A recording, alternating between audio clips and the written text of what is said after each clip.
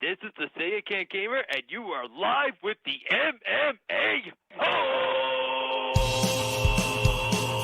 Mixed Martial A-Holes! MMA Holes, MMA Holes, MMA Holes, MMA Holes, MMA Holes. You like to be a mixed martial A-hole. MMA Holes, MMA Holes, MMA Holes, MMA Holes, MMA Holes. Boom, boom, boom, boom. No way. John Jones declined another drug test. Yay or nay? We'll find out tonight from the MMA Holes. We have UFC 232 to talk about, some MMA news, and James McKenna live with the MMA Holes.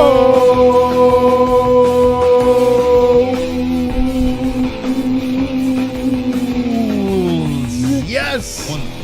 Wonderful, wonderful. Ladies and gentlemen, TGIW is the night, right? Jessie, it's Wednesday. Yes. It's hump day. It's we hump are day. live once again for a 2-hour show, and we have a lot of things to talk about. John Jones in the news once again has a big fight against Alexander Gustafsson. They're doing it for a second time. Crazy stuff over there. A lot of MMA stories to talk about. We'll take your phone calls. But, ladies and gentlemen, boys and girls, we got a guest tonight live on the MMA Holes. Your request, James McKenna, back on the show. Yes. James, what's going on? Welcome back to the MMA Holes. How you doing? What's up, guys? How you doing? Sorry, I just got loud for a second. They knew we were live. They were excited. That's what it was, right? Yeah, I got my own cheering section. That's what I brought for the interview. I come prepared. There you go. Now, James McKenna, some people may not know who you are, but it's time to know about this man. Triton Fights number 10 went down, and as request from the fans, the viewers, the audience was like, hey, hold on a second. We need James McKenna on this show. And I was like, okay, let's do it. Yeah, let's do it. The American Psycho gets a fantastic finish and now goes 1-1 as an amateur fighter. Talk us through a rare finish and a first victory for you. Talk us through that whole experience. It was completely surreal. When I went in there, I was a little stiff and nervous to start. I didn't, and the one thing I did that I liked was I stayed on the outside of his overhand right, which I knew was his main weapon. I wasn't terribly scared of the takedown, as we saw. So I did that. I didn't set up my kicks well, but once he shot in, I sprawled initially, and then he shoots again, which is like he reshot, which was good. And I hear from my coach says like, dude, let him take you down. You're fine. And so I fell down and went into clamp. From the clamp, I started working from off of level. Super chat. Hold that thought. We have a super chat coming in. Shout out to J.B.H. Heart. I went into clamp and started working my submissions, and I wanted to lock in that gogoplata initially, just because I knew I was because I had decent off balance on him, and I had it under the chin, but my leg was trapped. This is also me attempting to get the triangle, but he tracked my foot really, really well. To his credit, I couldn't get on the inside to get that in, but I knew the go-go was a pretty high percentage finish if you get it in. Getting it in is very, very low percentage, as you know. There's like a handful that have been finished ever, like Nick Diaz, then Shinya Aoki, a few other guys. But so he got that. I started attacking the arm in a poor manner without wrist control, and that's why he got those 4 or 5 shots on my face. But once I felt that, I was a little more comfortable. Except there was a moment where I said to myself, am I going to lose? I'm dumb. And so I tried the triangle sequence again, and I tried to get the arm over my shoulder. That didn't work. Looked for the Kimura, and I said, screw it, let's go omoplata, which happens to be one of my best maneuvers. I just know that once you lock it in, I'm probably gonna get the sweep.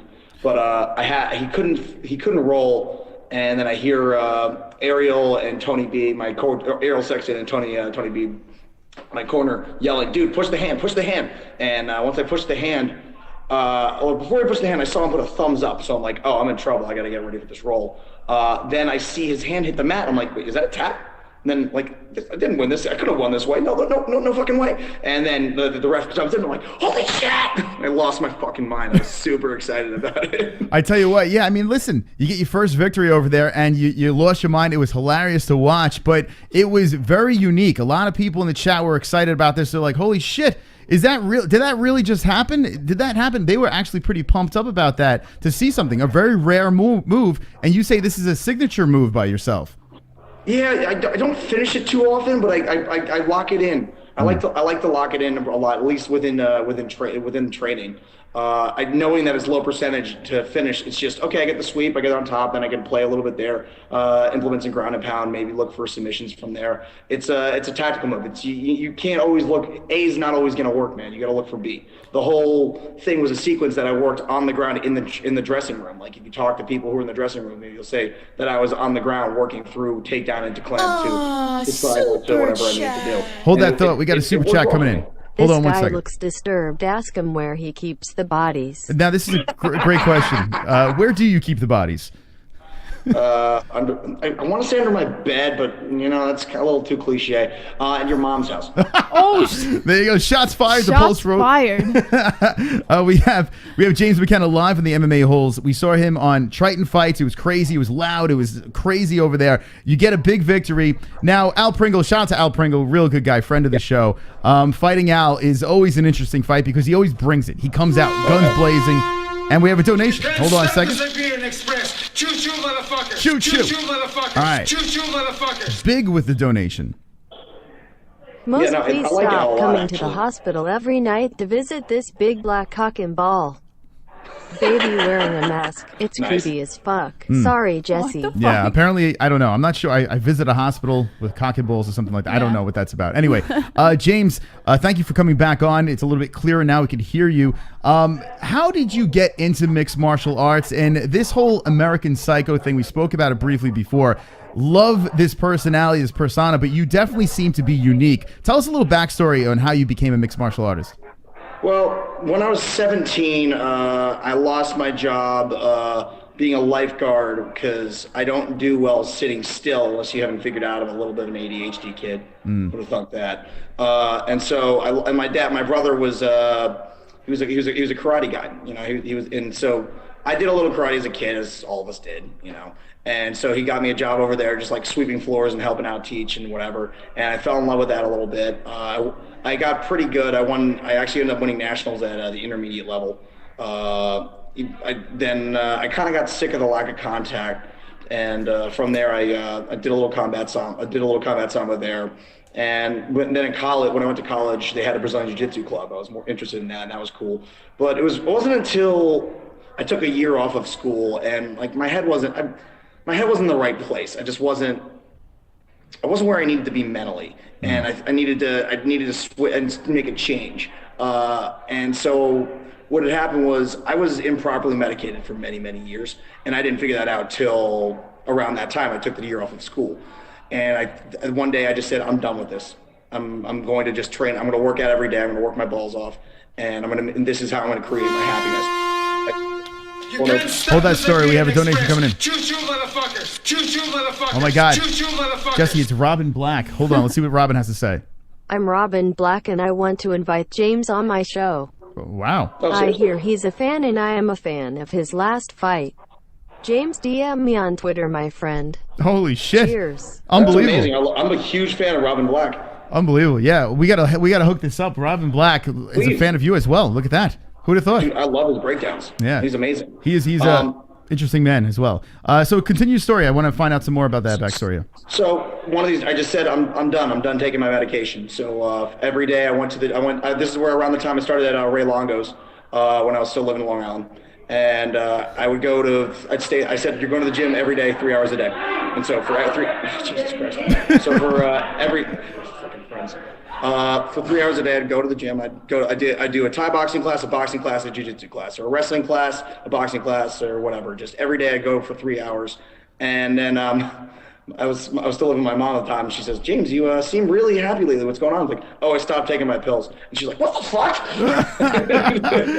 So what do you think? And I've learned a way to create my own. I want to say I like saying mental health, but like let's I'm still me. Listen, this whole mental health thing is a big thing right now. Everyone's aware. We're pretty aware what's going on. When people have issues, when some people have depression or whatever it may be, you know, you need an outlet. You need some place to have this outlet. And what better place than within a cage with another human being, right? I mean, you get everything out. How could you not release that energy better than something like that?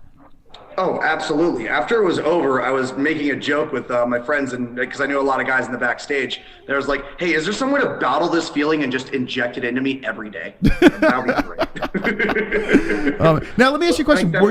When you were younger, were you bullied as a kid? Did you have a backstory like that?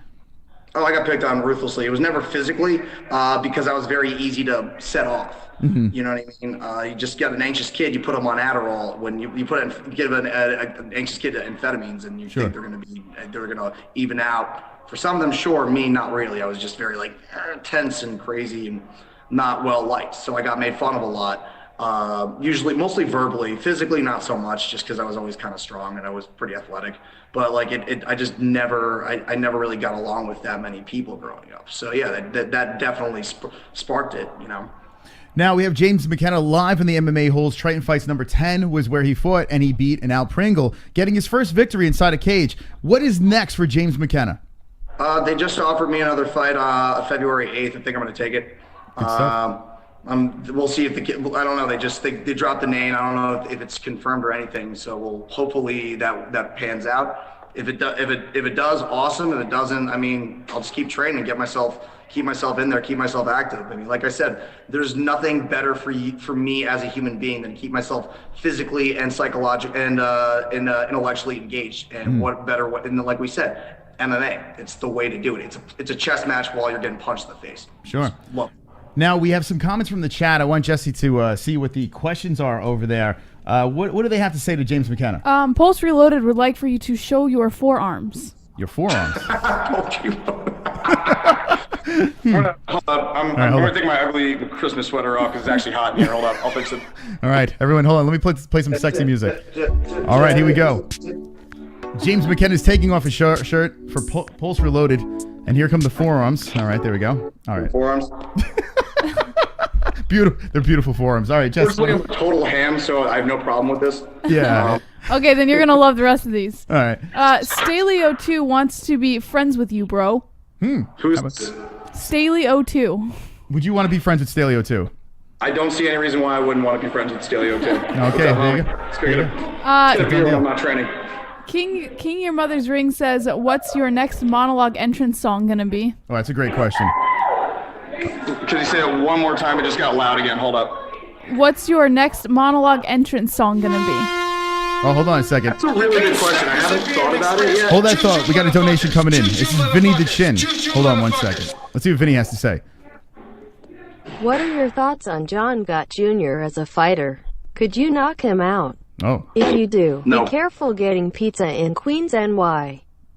The Gambino crime family sponsors John Gott's flights. All right. Yeah. Do you think you could beat up John Gotti III? Isn't he a middleweight? Yeah, he's a big guy. He's a pretty big guy. Yeah, no. The answer is no. Okay. He's a middleweight and he's a pro fighter. I'm a 2-fight amateur. Yeah. We'll give you time, and then you can beat him up. All right. So, Jesse, what else do we have in the chat? Your next monologue entrance song. Okay, yeah. I haven't thought that through. I really enjoyed Hit to Be Square because it's fun and poppy, and it's like, all right, cool. Or it's silly because this is such not a fight song. Mm-hmm. But every time I hear it, it makes me think of Axe murdering Paul Allen in the middle of a Manhattan apartment. So. Please do me this favor. Please, please, please. You need to keep that song. It is my favorite movie of all time. And when you walked into that, it's either gonna be that or like some obnoxious punk rock song, like "Ready to Die" by Andrew WK or "Immigrants and Hypocrites" by Starved Fucking Hipsters, like with some typical bullshit. I did Cox Bar, which is like an oi band from the '70s, from the last song, and it's great. Every time I hear it, I have to punch something. But like I'll be at work and that comes on, I'm just like over and over. Gets it going, huh? Song. Just what else we have from the chat? Kevin Costa would like to know, do you have aspirations of fighting in the UFC? That would be amazing. The question I have, like, I am riddled with self-doubt, if I'm being totally honest with you guys. Like, I am so riddled with self-doubt. It was John Calistine, EBI winner. Like, you should, if God willing, that kid will get in the cage and you guys get to interview him. He's a really good kid.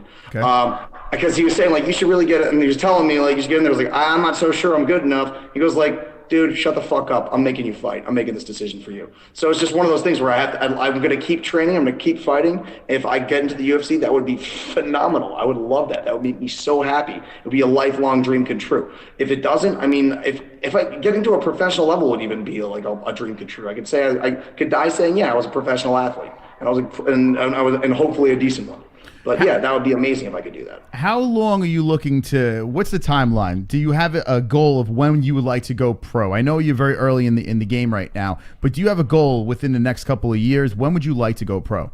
Ideally within after 5 fights, but I think that might be too soon. I got to talk to my coaches about that. All right. You know what I mean? Because I feel when I watch myself fight, I feel like I don't crash forward. I don't throw a bunch of dumb punches. I mean, I had a couple of Thai fights that I did all that. I got all that out, and I felt pretty composed in there for the most part. There's no anger on my face. Just stone cold still at understanding my position and what I was doing. But if I feel good after 5 fights, yeah, great. If not, maybe 10. We'll see where the wind blows. Just anything else from the chat? Two Joints wants you to be careful not to bash your head on whatever's above you. Looks dangerous. That is very kind of you. I was noticing that, and I'm like, oh, good. I'm just tall. I'm just tall enough to hit that on my head. It's like he's on a roller coaster. I don't need that cut. And Steve Johnson wants to know if you were born with any birth defects. Was I born with a birth defect? Dude, just his personality.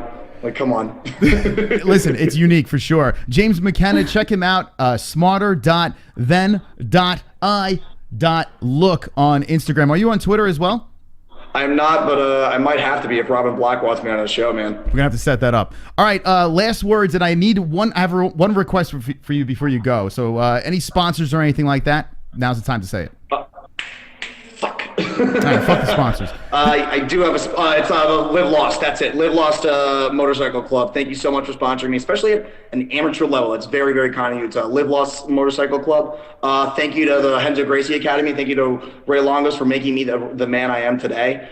Thanks to the Watt for letting me spar with you guys. Red Planet Muay Thai, all my training partners, the Shire, Tony B, Ariel Sexton, Gary Tonin, John Donaher, fucking all you guys. You guys have made me a better man. You've made me who I am, and I truly cannot respect you enough. If any of you guys live in Brooklyn, I bartend at Cobra Club 3 to 9 Saturday, Sunday. I'm just as fun in person. That's what we should do a meetup, Jesse. What do you think? That should be a spot for the MMA holes. We should. I love it, man. Yeah, it's always a good time. We'll keep in touch. If you could do me one favor, I know you're at a party right now. Can you walk us into this party and scream out, "I am the fucking American Psycho"? Is there a way we can get you to do that? Yes. All right, here we go. This is. I can't wait to see this. All right, here we go. This is fucking ruthless. I don't know anybody at this party except for 2 people. All right, James McKenna is about to crash the party. Here we go. Sorry, guys. Do not push the door like Here we go. I can't do it right here. You're welcome. Yeah, I can't do it. No? Sorry, guys. Can't do it. Uh-oh, what happened? There's too many people? I got in trouble. Oh, okay. All right, fair enough. Anyway, James, thank you for coming on. Good luck in the future. We'll talk to you soon. Sorry, I'm so sorry. It's okay. Take it easy, guys. All right, be good. James McKenna just got in trouble. There he is. All right. James McKenna. What the fuck was that? All right, check him out on Instagram. Good guy over here. We had him on. We went to Triton Fights number 10, and he is some character. He's funny, nice guy. And this is a screenshot from one of the streams that he was on. And I can't make out who this was, but it says, "This guy odd." There you go. James McKenna. Let me know at the ones if you would like to follow the career of Smarter Than I Look. Let me know at the ones right now. Jesse, what a way to start the show. What an awkward ending to an interview. All I was thinking about during that interview was like, I wanted to go in that party and crash it. Yeah. But he just got yelled at. What do you think that was about? Well, I think he opened the door too quickly on someone. Yeah. Someone was standing on the other side. Like, there was a woman standing on the other side, and I think a guy got mad at him because he hit the woman when he opened the door too hard. So... No, I guess he was going to get beat up at the party. Anyway, funny guy walked into Huey Lewis in the news. Great. How could you not?